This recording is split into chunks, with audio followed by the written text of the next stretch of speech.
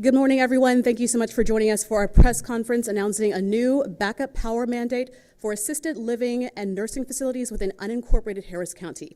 My name is Sion Rhodes. I have the pleasure of serving as press secretary for Commissioner Lesley Briones, Harris County Precinct 4.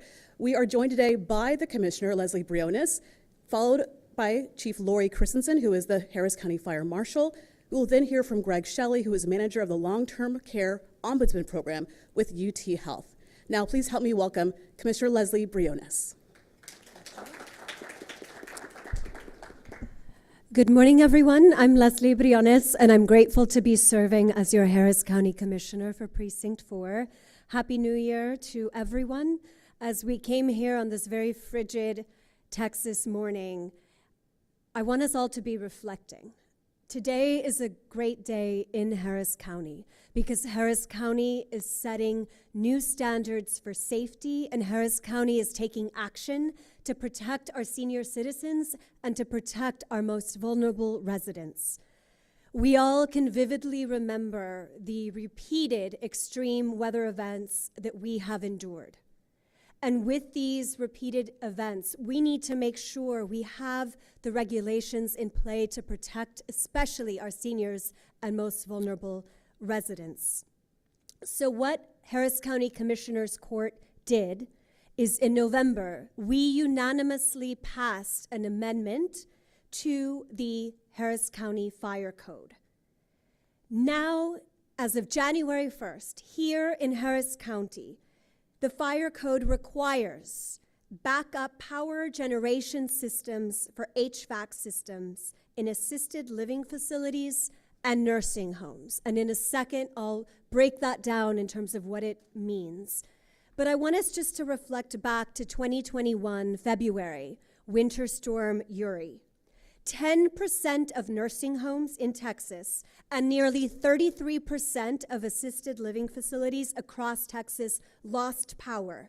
And we lost over 100 seniors in Texas. That is unacceptable, and as proud Texans, we can all agree that we must do better. Here in Harris County, we are taking steps to do better and protect our seniors. During Hurricane Beryl this past July, there were 14 nursing homes and 30 assisted living facilities without power following Beryl. And we know that at least one of our Harris County residents, one of our seniors, passed away given the extreme heat.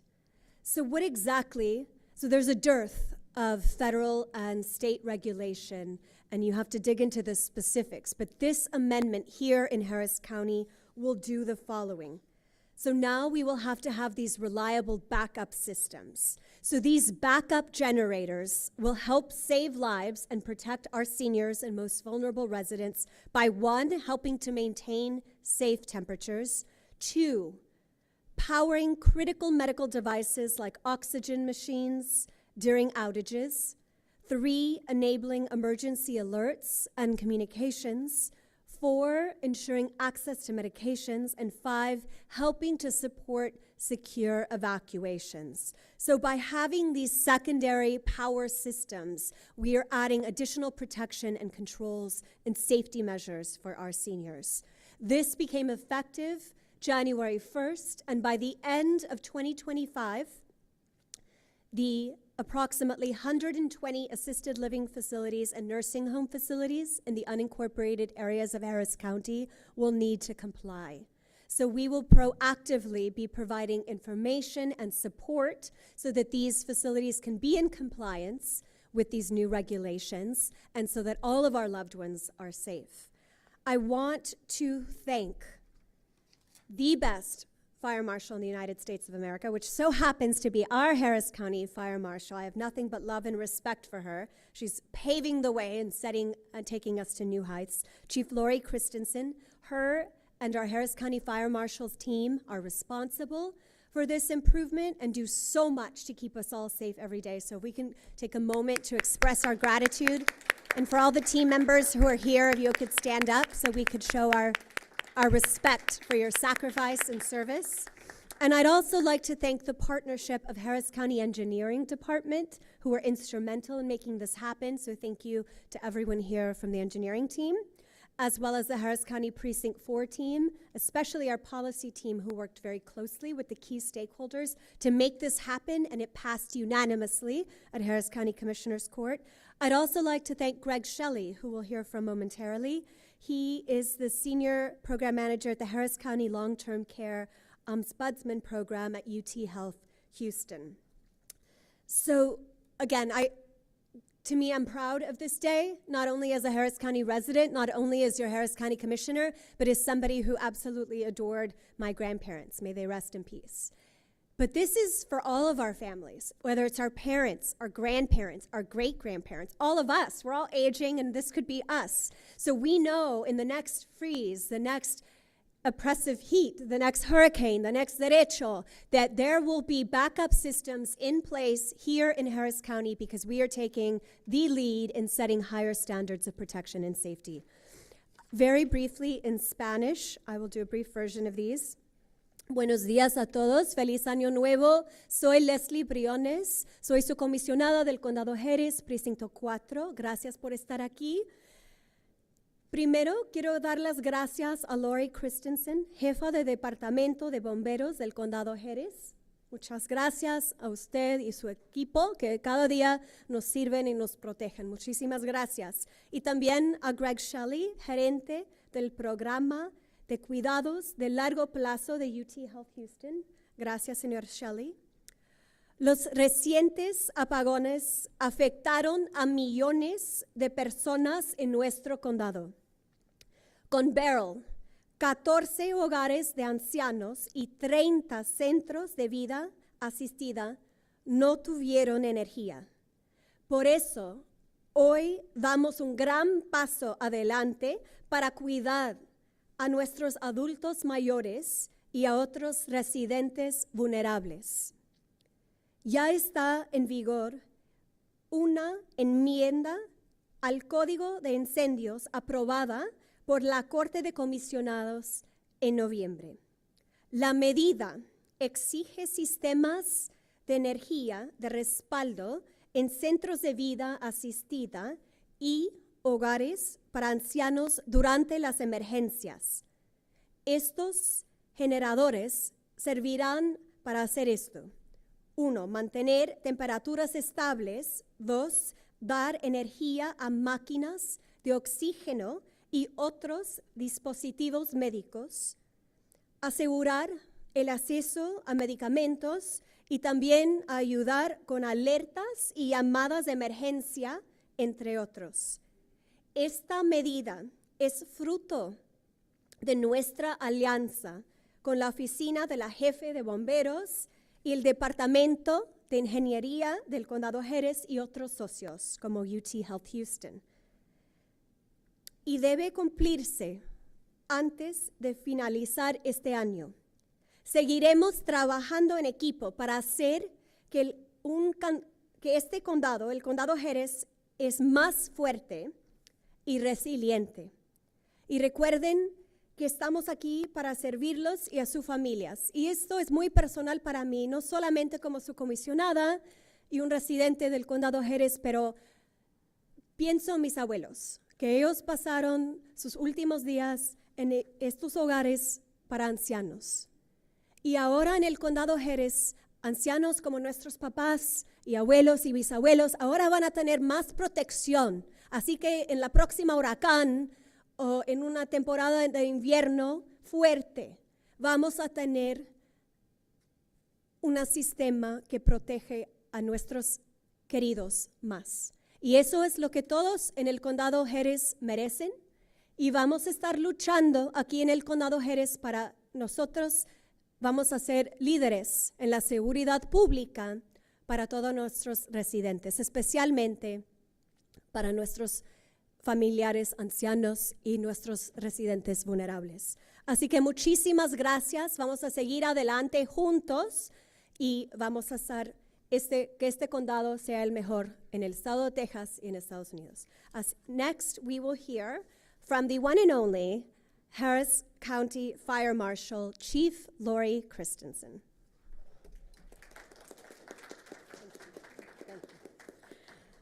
First, I do want to give Commissioner Briones and Commissioner's Court recognition. I will say we are very fortunate here in Harris County to have the members of court, Commissioner Briones, who constantly challenge us.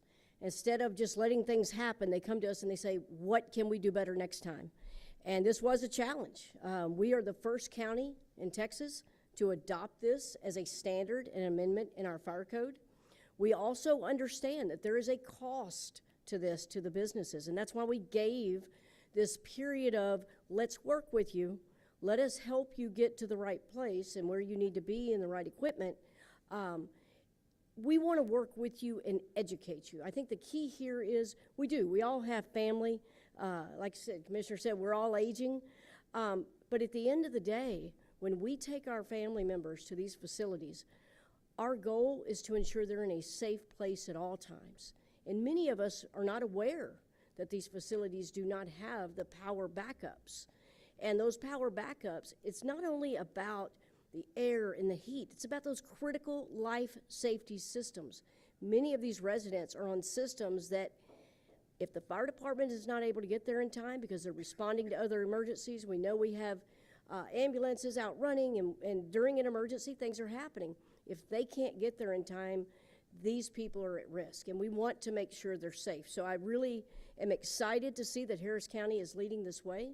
I know that, working with our, what I like to say, our residents, but also our customers in these facilities, that's why it's so important we're working with people like Greg Shelley, because this is an education tool. We're going to be going out, and we're going to be taking these cards out, and I know you're even going to help us pass these out. This is going to be to the assisted livings, to the nursing homes. And what it does is it gives them the guidelines. It gives them a link. My team is going to be here to sit down and work with them. We're also going to be working with our local members of Health and Human Services, some of the local members of the chambers. We want to sit down and make this happen in a way that works for everybody. And at the end of the day, we understand. I know I've been asked, well, what happens if they don't comply? Well, we're going to work with people that even if we have to have an action plan, and that action plan means, hey, it may take them a couple of more months, or it may take this. They're going to have an action plan. And in that action plan, it's not going to be, well, we're going to have to wait because a generator is on order. No, it's going to be, what is your action plan? Something happens, you don't have this backup generator, so now you're going to have a way to get these people to a safe location, and you're going to have evacuation plans. You're going to make sure their family members are aware what you have at your facility in case they need to come pick up their family members. It's all about communication during an emergency. And when you look at our fire code, a lot of people think of enforcement. It's not about enforcement, it's about education. Our goal is to prevent a fatality before it happens, whether it be by fire, heat, cold, any of those things. We want to save lives before they need to be saved. So I really want to thank, like I said, court members, and I really want to give strength to my team. I'm very, very fortunate that I have some members who have significant certifications, even above mine, and that sit down and do the research. This is not just a Texas problem. This is a national problem. But we're trying to find a way that we can fix it on the local level. Thank you. And Mr. Shelley? Yes, I'm Greg Shelley. I'm the managing local ombudsman of the Harris County Long-Term Care Ombudsman Program over at Cizik School of Nursing at UT Health Houston. We are advocates for the folks who live in nursing homes and assisted living facilities, so part of that mandate is helping to educate people on their rights and their options and give good counsel about what might be a best next course of action. One of the important parts of our program is that folks understand that all conversations with us are confidential, and we're the only non-mandatory reporters of abuse, neglect, and exploitation, because the residents need to keep control of their situations, and they need to know that they can confide in us and get good advice on where to go next. So as advocates for those folks, I'm proud to say thank you to Commissioner Lesley Briones, Chief Lori Christensen, and all of their Harris County staff for their incredible work on this very vital issue. It's one that we have pushed for in the legislative world for quite some time. And in this case, I'm really proud to be part of Harris County, who's leading the push for it and actually taking action before there's further potential for damage. Older adults simply have a more difficult time regulating their body temperatures and are at increased risk of both hyperthermia and hypothermia. And in these facilities, the residents are particularly vulnerable to heat or cold-related, temperature-related injury and death whenever power is lost and there's no ability to heat or cool the building. Residents and their families often expect that these long-term care facilities can continue to operate during weather-related situations, emergencies, and they generally assume that these long-term care facilities can operate both lighting and heating and ventilation whenever power is lost, but the reality is much different. Nursing homes have a federal rule that requires them to have a generator of some kind, but it's very limited in what it does, and it might have, emergency exit lighting, but the vast majority of them do not have the ability to control temperature when power is lost. Assisted livings have absolutely no requirement for that, and in 2022, the HHSC study that was conducted as part of an outcome of the previous legislative session, they found that only 47% of assisted livings in the state had a generator of any kind, and only 63% of those actually had the ability to operate heating and cooling systems. That's about 29% of all the assisted livings only. So the Ombudsman, of course, recommends that nursing facilities and assisted living facilities have the ability, with a well-maintained generator, to operate both heating and cooling systems whenever power is lost. Unfortunately, current law doesn't require that for either the nursing homes or assisted livings, and for that reason, and many more, I'm happy to applaud our Harris County officials for their leadership on this very important issue. And as Chief Christensen had mentioned, for the assisted livings that may be the smaller assisted livings, some of these are for residents only. They're small residential places, and they aren't like what I would call a higher-end, large apartment-style place. They might struggle with some of the cost. It is a one-time cost. It is one that's very important and vital. It's also one that gives facilities a competitive edge. The fact that 29% of the assisted livings in the state already have them, that gives them a competitive edge when it comes to getting residents into the building. But I encourage them to look at the Texas Backup Power Package program that started in January of 2024. They may be able to get a loan or even grant money to equip their buildings with it. So thank y'all very much. I'll turn it back to you. So I'm proud that Harris County is the first county to make these very critical changes to the fire code. I hope every other county in the state of Texas will join us in enhancing these safety protections for our seniors and most vulnerable residents. And as the experts have said, this is a national issue. So I hope this will spread across the United States. But meanwhile, here in Harris County, we're committed to continuing to take action and make sure we are standing up, showing up, and doing everything possible to protect our seniors and most vulnerable residents. So I thank all of our partners. I thank our wonderful fire marshal and all of our team members who every day are out in the field keeping us safe. So we're in this together. All the facilities who are impacted by this amendment, as we have said, we're here to support you. We're here to work as a team so that we can make these changes, which will be a win-win for all. So with that, it's a great day in Harris County, and we are here to take any questions that the media may have. Thank you.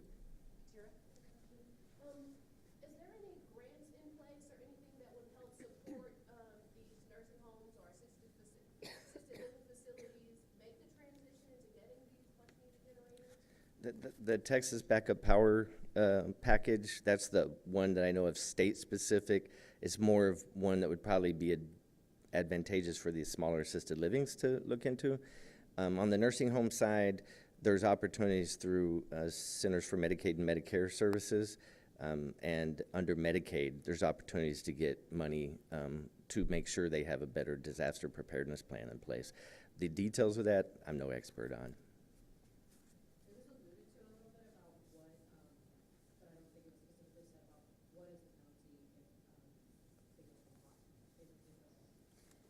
So, again, this just passed and it went into effect. Not only are we notifying them, but we're going to be educating them. But I will say this, there are things that we can do working with the state of Texas and HHSC. They know this amendment has been put in. There are things that we can do through citations. That's not our goal. We really don't want to do that.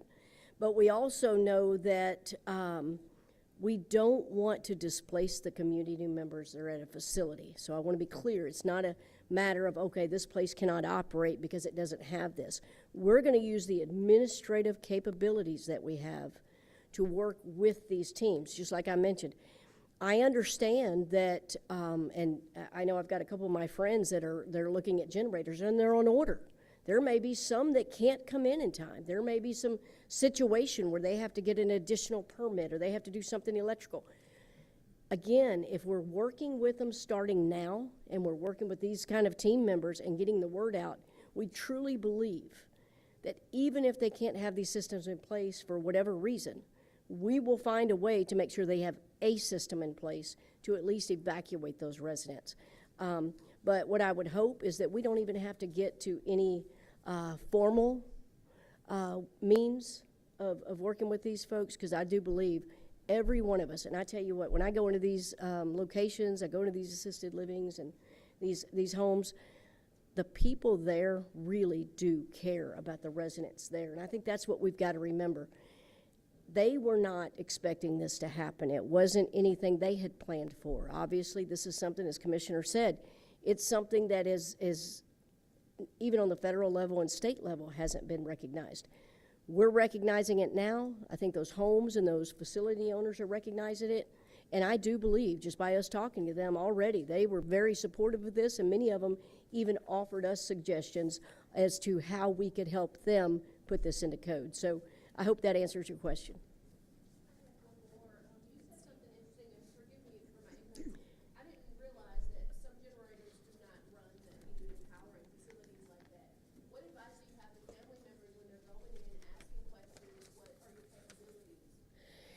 I think it's very important, and we learn this. You think about, what I would say is this. If you're taking a family member or a friend or somebody you're responsible for to one of these facilities, think of it as if you were going into a new home or a new location. You want to know, do the windows work? Are there exit doors? Is anybody checked to make sure there's no gas leaks? What's going to happen in case of emergency? Who's the local fire department? Who's the local law enforcement agency? Do you have a written plan? Because it is required, and I know you could speak on this a little bit more, they were required to have emergency operations plans. We're already inspecting them as the AHJ, Authority Having Jurisdiction. The Fire Marshal's office already inspects them because the state requires that they have an annual fire inspection. That's why we're just going to add this to that. But they already have to have those things in place. You, as a family member, should be able to ask those questions. And you actually just gave me a great idea that I'm going to tell Brandy, my communications director, about, and actually listening to Greg, and I know Commissioner's team's amazing. That's a great idea. Maybe we should have a checklist put together and what you should ask, because you can't expect people to know what to ask. So we'll work on that. Thank you for that. I'd like to add, one of the things that we do is help folks decide on where to go to get care, because we do visit all the facilities. We can give them some tools that are already out there in terms of gaining knowledge about the particular facility they're considering. But because we also visit the facilities, we know a lot more about them than what you would find out online or looking through previous maybe HHSC surveyor interventions or whatnot. But one of the things that obviously I think all of us locally have gotten even wiser about, even individually, is how much more frequent these events are. And with the derecho in May and the impact of Beryl, many of us were impacted personally at our homes and lost power. So too, as we saw, did these facilities. So more and more consumers are getting a little wiser about what they're asking up front.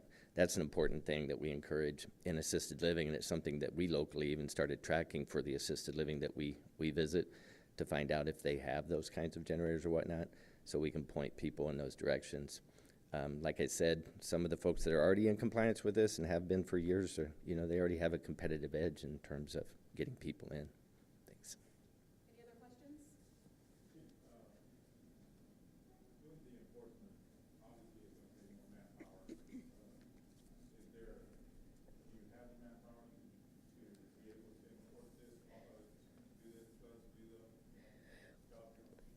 Yes, sir. So here's what I'll say. Again, I mentioned earlier, because it's already required by the state, these facilities do already pay for an annual inspection. And in order for the state to update their license and renew it, we're already out there doing inspections, whether it's on fire and life safety systems, exit doors. We look at their emergency operations plans. This is going to be another box we have that we check. So what I would say is we're going to be able to use the staffing that we already have in place. And you know, because Harris County is a safer location now, we get more of these facilities, then I'll get with court and let them know we might need. But hopefully, we see more people wanting to come to Harris County because it's where you know you and your family members can be safe. Thank you. Does this mandate apply in independent senior living facilities at all? Independent senior living facilities? And what do you mean by independent? I want to make sure I understand. Ones that like aren't subject to the same state and federal guidelines. Because I just would ask, over the past year, obviously, you know, not only nursing homes and the assisted living facilities were a big problem, but those independent ones were a big problem because they're not subject to the same regulations. And I know the city has kind of been trying to brainstorm ways to hold them accountable. Yes, ma'am, and if and correct me if I'm wrong here, I believe you mean what I like to call the 55, I'm over 55, the 55 and plus locations, and so that's a great question. So when you say independent, what these are, most of these are, some call them condo complexes, apartment complexes, and they cater to an age group of 55 and plus. There are no requirements. They are a complex like you and I would go into. It's just if we're not old enough, we can't get in. There are no requirements. That's a great question. One of the things I was just talking to Commissioner about, and she's very involved in the legislative session and is up there quite a bit. We actually, Harris County Commissioners allowed me to speak at the hearing for on the generators at the Senate hearing. One of the things we talked about is there legislation that could put into the Texas Property Code, because that's where your leases are, right, in your Texas Property Code, that would put a requirement in there of what you put on your lease, and it could be in big, bold letters. This facility does not have backup power because, again, it's not licensed. It's not required. But you need to know that. If you as a resident, and many of us, like I say, at my age, I mean, I'm old enough, I could go into one of these facilities. I can read it for myself. I need to know, what are your plans for me? And a lot of these complexes are 3 and 4 stories high. So I think that's a great question. I'm going to really push and continue talking to Commissioner about what we can do on a legislative level, because that's not necessarily something we could do right now in the fire code level. And I want to make sure this is clear, and I know we talked about it. This is unincorporated Harris County, although we're very closely with all of our cities, City of Houston, Pasadena, Deer Park, all those cities. We are sharing this information with them and offering to assist them if they want to adopt this. But that is something we really need to work on, is these, what you called independent, I call 55 and plus, because that's exactly what they are. They're independent living. You don't need assistance until you do.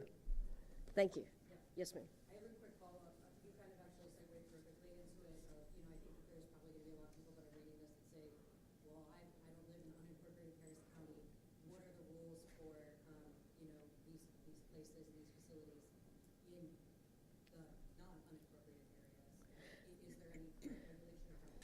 And Greg, I don't know if I really should turn this over, because what I want to say is, it's not for the independents and the 55 plus, but in the cities, you may have more information as to, because you give that information out to family members. So the assisted living, keep in mind, they're only regulated by state rules. There's no federal oversight whatsoever. So when it comes to the ones that are not under this rule, only the nursing homes are required to have generators, but again, those generators are very limited in what they operate in most of the facilities. In most of the facilities, they do not operate heating and ventilation, and they're not required to. In the assisted living world, outside of this unincorporated area, currently as it stands, they're not required to have a generator at all in the assisted living side. And I know that other Harris County officials and local officials are working on that right now, but then I hope to see that change soon. Can we round up all those generators that are point clock with taxpayer money and distribute them where they're needed? With that, thank you all so much. I appreciate you for coming here. Thank you. Thank you.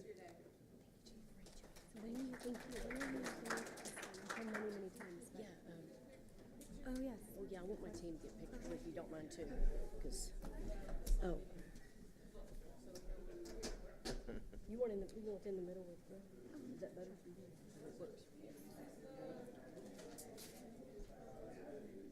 Thank you, Jayla.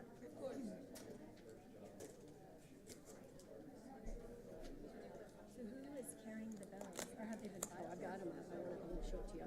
I didn't realize you. Hold that in the middle there. So, I'm sure my team has. this is awesome. Rania. Rania.